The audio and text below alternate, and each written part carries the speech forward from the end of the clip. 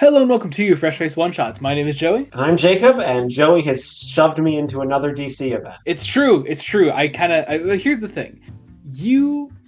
We collectively decided to cover Superman and Wonder Woman.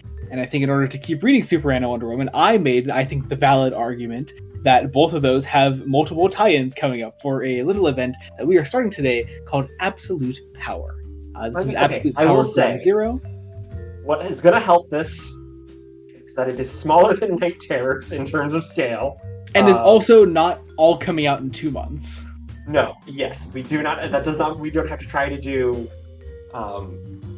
just so many comics in the span of 2 months. That was I mean, we are still doing a lot, but those are mostly unrelated to Absolute Power. So yes, that's the important part.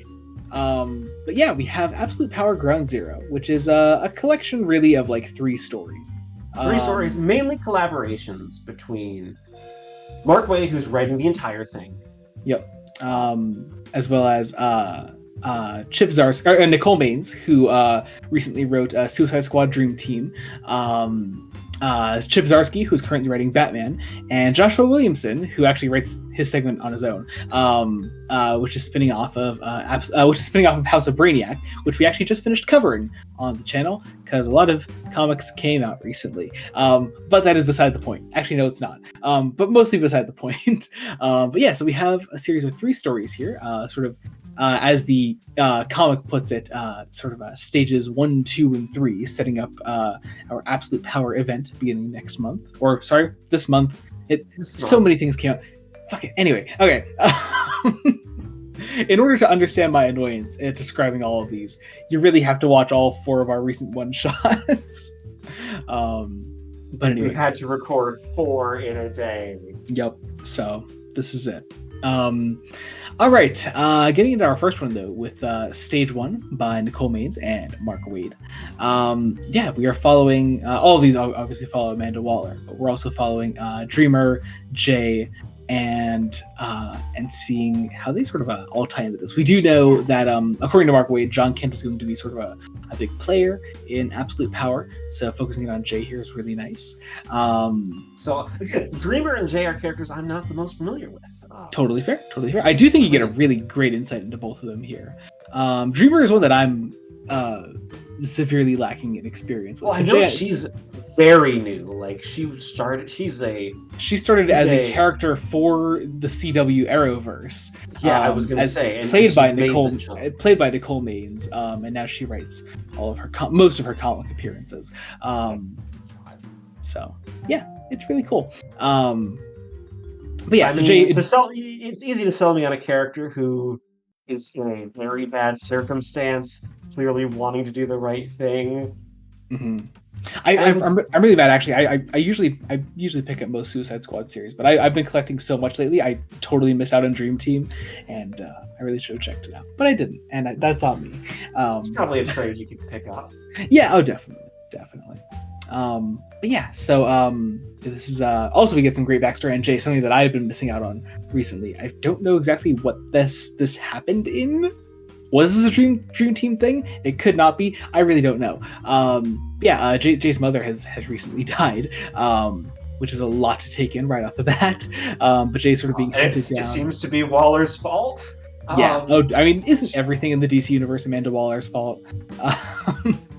Yeah. I mean, she has her hands in a lot of things. There's some that she probably doesn't need to have her hands in. I think, oddly enough, what I think really sold both of these characters to me is their argument. Because eventually, Dreamer captures Jay, and they have this really good conversation. Deadshot first shoots him in the foot. Yeah. Also did not realize Jay had superpowers. Yes. But literally the only thing I knew about Jay is that he is John Kent's boyfriend. Yep. Yeah. Which is, what most people know about him, I imagine. But there's a genuinely great character here, in my opinion. Which I only just learned today is apparently a controversial opinion. I didn't know that. But anyway. I have heard people call him bland, okay? I don't know. I respectfully disagree. I cannot confirm or deny because I have read how many pages is this? I don't know. 12 maybe? Yeah, something like that. But yeah, so yeah, Dreamer. Yeah, there's this great argument between Jay and Dreamer here, mostly revolving around their sort of relationship to John. And yeah, we sort of leave Jay locked up here in the end. Dreamer reports back to Amanda, and that is sort of the end of stage 1 here. I think what really hit was the Dreamer's. She was threatening my home, Jay, my family. Oh, but just fuck mine then, right? Yeah. Yep. Oh God. Ooh, good shit. This is what Amanda Waller does to a motherfucker. this is it. My brain is just, again, because we're both massive Doctor Who fans. Well, that's all right then. Shut the fuck up. Yeah, that is our stage 1 here. And yeah, we go into stage 2 here, written by Mark Waid and Chip Zdarsky. So obviously you have been out of the loop on Batman comics recently, but we're here the latest thing of modern Batman comics is quite literally the beginning of Tom King's run. Yeah. But we'll get back. We'll get back. Yeah, it's just it'll happen. There's so much. There's so much. Also, we have done a lot of Batman. And so much Batman. And I know I said I was determined to get you caught up as fast as possible, but I do want to give you other things as well. So. Yeah, other things as well as other. I mean, to be fair, we started the podcast in 2022, and I said I'll get you caught up as fast as possible, starting from like 2011. So that's still 11 years of Batman history to catch you up on from that time, and there's obviously been 2 years passing since. But anyway. So we focus in on. Oh, sorry. Go ahead. Plus, there are other runs that are supplemental of Batman that you kind of need, like the Morrison stuff. Yeah, definitely. Which actually is actually very important to what Zdarsky is currently doing in Batman. Because yeah, we have Amanda Waller. Literally resurrecting John Starr, the Commander, welcoming him to Time Commander. Sorry, the Time Commander. Bringing him back and having him work on something known as Failsafe. So, Failsafe has been sort of Chip Zdarsky's big arc in Batman, as this idea that sort of an evolution of both two Grant Morrison things, actually. The Grant Morrison's Zur-En-Arrh concept, what they did with Zur-En-Arrh, and their Justice League story, where it was revealed that Batman had a contingency plan for every Justice League member. So Failsafe is Batman's contingency plan for himself. What if something happened to him and he should go rogue? Well, what would be there to stop him? Well, there was this program called the Failsafe program that would be there to stop Batman if something happened to him. And obviously, it went wrong. Yeah. So, Amanda Waller has gathered the remains of this Failsafe android and is having Starr work on it. Forces him to work tirelessly for 5 days. He tries to get out of it by using his time travel to get away, but it just loops him back 5 days on his timeline. Yeah. And it's so good. Waller is just so goddamn sinister here. Yeah. Oh, I love it. And of course, I'm imagining Viola Davis. Of course, yeah. That is the best Amanda Waller voice. Yeah, totally. But, so glad we're still getting her in the new DCU. It's so nice. But yeah, and so, realizing there's no way out, Starr continues to work on Failsafe until it is eventually completely under Waller's control. And she, of course, unveils to him that there are still six other androids to work on to get under her control as well. Vaguely Amazo-ish. They do look Amazo-like, and I'm assuming because there are 6 more, we're going for a Justice League thing here. So, I mean, we know that Waller wants to take out basically all the superheroes. Yeah, I mean, this whole Amanda Waller's quest for power here was really brought on. Or really started to take prominence in DC with the death of the Justice League and Dark Crisis of Infinite Earths. So having her own version of the Justice League to sort of take its place, I like the idea, and I do like what Williamson is going for here. So, or not Williamson, Mark Waid is going for here. It started off all Williamson, and has evolved into a Mark Waid thing. So, I also just have a feeling that they're trying to set up their Absolute Comics line. Yeah, I don't actually. See, you've mentioned this to me previously. I have not looked any further into it. I don't know where this is coming from. Where have we heard about this? Or I just through the internet. All right, I didn't know this was happening at all. Honestly, it's. I'm interested. It's basically they're trying. It's been rumored for a while that they're trying to do a Marvel Ultimate thing. Yeah. Okay. Gotcha. Cool. I mean, hey, I could see it happening. Especially if we sort of, what I would assume is happening would be if we took Mark Waid's World's Finest comics, Batman and Superman and Teen Titans, and sort of made them their own universe. So who knows? Who knows? Anyway, we go into stage 3 now, entirely written by Joshua Williamson, and a follow-up to House of Brainiac, which we just finished covering the entirety of. Here we have the Queen Brainiac that has been jettisoned from the Brainiac ship by a Brainiac, has landed, crash landed somewhere, and Amanda Waller has found her, and with her working fail-safe Batman android, and Peacemaker reporting in, that all of the supers that have gone missing are now back at Metropolis, and so Waller takes the Queen Brainiac and begins experimenting on her herself. Really? By regressing its mind? Yeah.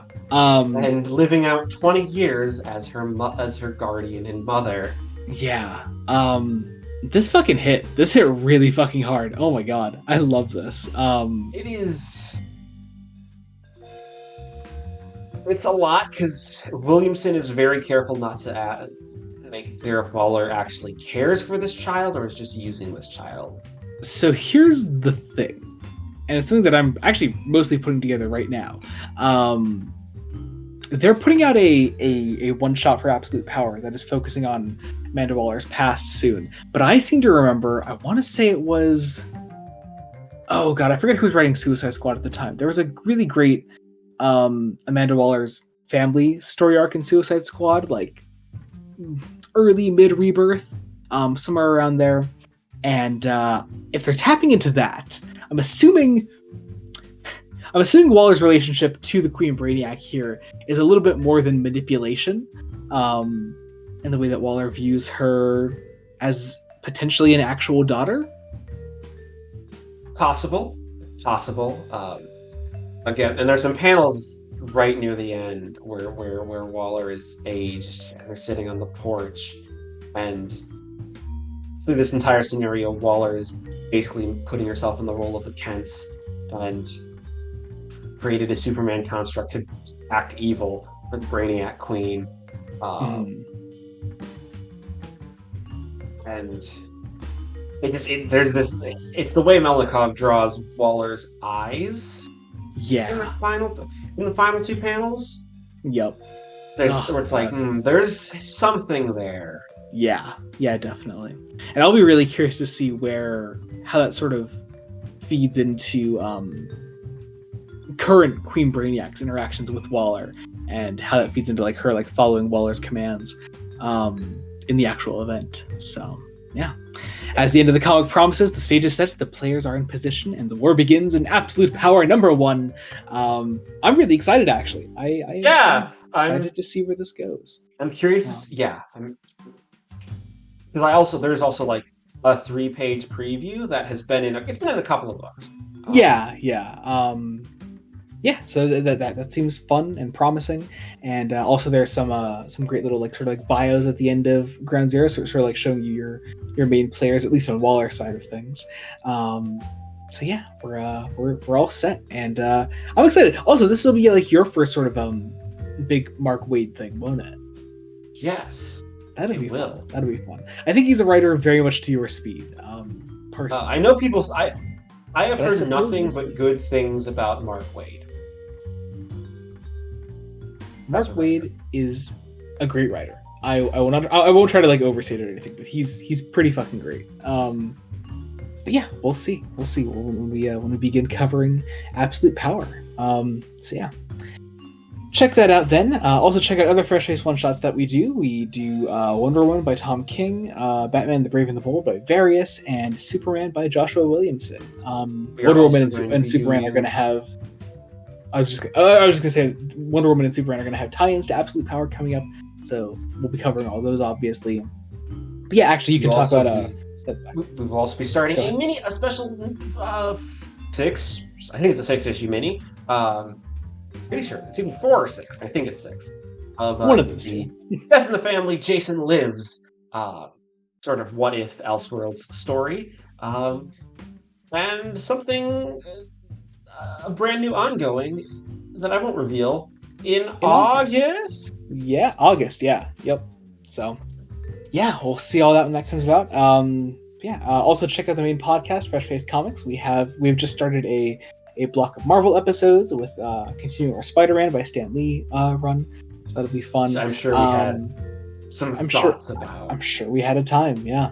Also, our link trees will be in the description below. You can check those out there. Follow us wherever you want to follow us, and I think that about does it. So, thank you all so much for watching. Until next time, this has been Joey Morgan, Jacob Licklider. Goodbye. Goodbye.